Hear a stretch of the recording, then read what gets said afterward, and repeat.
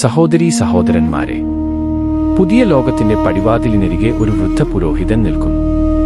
അദ്ദേഹത്തിന് പിന്നിൽ 9 മാസത്തെ നിശബ്ദത. ഒരു പലകയിൽ എഴുതിയ ഒരു വാക്ക്, അവന്റെ പേര് യോഹന്നാൻ എന്നാണ്. പെട്ടെന്ന് സംശയിച്ച നാവ് സ്തുതിക്കുന്ന നാവായി മാറും. എനിക്ക് എന്തുകൊണ്ട് ഇത് സംഭവിച്ചു എന്ന് സെക്കരിയ പറയുന്നില്ല. ഇസ്രായേലിന്റെ ദൈവമായ കർത്താവ് വാഴ്ത്തപ്പെടട്ടെ, കാരണം അവൻ തന്റെ ജനത്തെ സന്ദർശിച്ചു വീണ്ടെടുത്തിരിക്കുന്നു. ക്രിസ്മസിന് തൊട്ടുമുമ്പ് സഭയുടെ ഗാനമാണിത്. ബെത്ലഹേമിൽ ശിശു ജനിക്കുന്നതിനു മുമ്പ് ഒരു പ്രഭാതഗീതം. സെക്കരിയ വിശ്വസിക്കാൻ കഴിയാത്തതിനാൽ നിശബ്ദനായി. ഇപ്പോൾ വിശ്വസിക്കാൻ കഴിയുന്നതിനാൽ അദ്ദേഹം പാടും. ഇത് ശ്രദ്ധിക്കുക. തന്റെ 9 മാസങ്ങളെക്കുറിച്ച് അദ്ദേഹം സംസാരിക്കുന്നില്ല, ദൈവജനത്തെക്കുറിച്ച് അദ്ദേഹം സംസാരിക്കുന്നു. ദൈവത്തിന്റെ വാഗ്ദാനങ്ങൾ പ്രവർത്തിക്കുന്നത് അങ്ങനെയാണ്. അവ ഒരിക്കലും സ്വകാര്യമല്ല, അവ കവിഞ്ഞൊഴുകാൻ ഉദ്ദേശിച്ചുള്ളതാണ്. നിങ്ങളുടെ സ്വന്തം കാലതാമസത്തെക്കുറിച്ച് ചിന്തിക്കുക. ഉത്തരം ലഭിച്ചില്ലെന്ന് തോന്നുന്ന പ്രാർത്ഥന, വരാത്ത രോഗശാന്തി, തടസ്സപ്പെട്ടതായി തോന്നുന്ന സാഹചര്യം.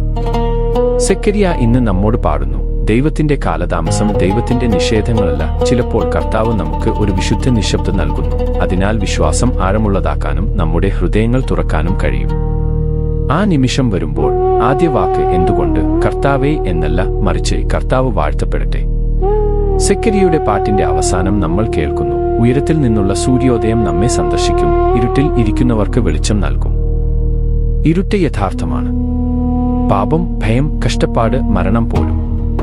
പക്ഷേ അത് അന്തിമമല്ല. സൂര്യപ്രകാശം ഒരു ആശയമല്ല, സൂര്യപ്രകാശം ഒരു വ്യക്തിയാണ്. യേശു ബെത്ലഹേമിൽ ജനിക്കാൻ പോകുന്നു, ഒരു പുൽത്തൊട്ടിയിൽ കിടക്കാൻ പോകുന്നു, ഒരു കുരിശിൽ തൂങ്ങാൻ പോകുന്നു.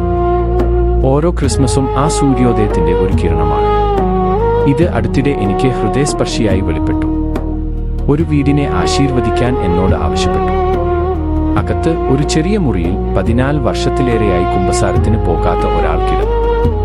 ഞാൻ അദ്ദേഹത്തെ അഭിവാദനം ചെയ്തയുടനെ അദ്ദേഹം പറഞ്ഞു, പിതാവേ, ദയവായി എന്നോട് കുമ്പസാരത്തിന് പോകാൻ ആവശ്യപ്പെടരുത്. അദ്ദേഹത്തിന്റെ കണ്ണുകളിൽ ആഴത്തിലുള്ള വേദന ഉണ്ടായിരുന്നു. ഒരുപക്ഷേ കോപം, ദൈവത്തോടുള്ള നിരാശയായിരിക്കാം. ഞങ്ങൾ വാദിച്ചില്ല, ഞങ്ങൾ പ്രാർത്ഥിച്ചു. പിന്നെ എന്റെ ഹൃദയത്തിൽ ഞാൻ പറഞ്ഞു, കർത്താവേ, അവന്റെ കഥ അങ്ങേക്ക് അറിയാം. സമയമാകുമ്പോൾ നീ അവനെ വീട്ടിലേക്ക് കൊണ്ടുവരിക. പലപ്പോഴും ഇതാണ് ഞങ്ങളുടെ ദൗത്യം. നിർബന്ധിക്കുകയല്ല, വാദങ്ങളിൽ